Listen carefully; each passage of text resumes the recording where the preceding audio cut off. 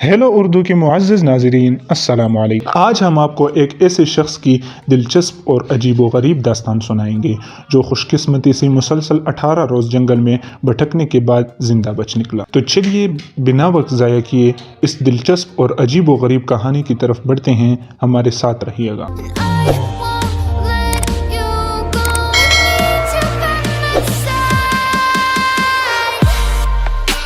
6 जनवरी 2021 को 58 साला Robert Queensland की एक होटल से अपने पालतू कुत्ते के साथ बाहर निकले और वापस नहीं आए। पुलिस ने इनकी तलाश में घनी झाड़ियां और दरिया और डैम का पूरा इलाका छान मारा, लेकिन वो नहीं मिले।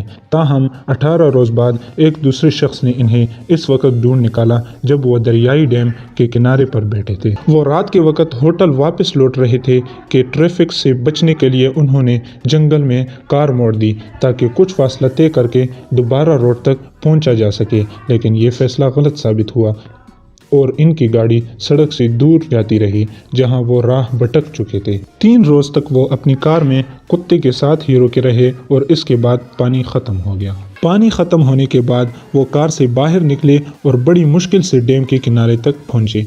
अगले 15 रोज तक इन्होंने जंगल से मशरूम खाए और पानी पीकर अपनी जान बचाई। वो डैम के किनारे पर ही सोते रहे और दिन भर वही बैठे रहे, यहाँ तक कि एक शख्स ने इन्हें देखा और रॉबर्ट ने इसे अपनी रावदाद सुनाई। इस अरसे में रॉबर्ट बहुत कमज़ोरी का शिकार हो चुके हैं और 10 किलोग्राम वज़न कम हो चुका है।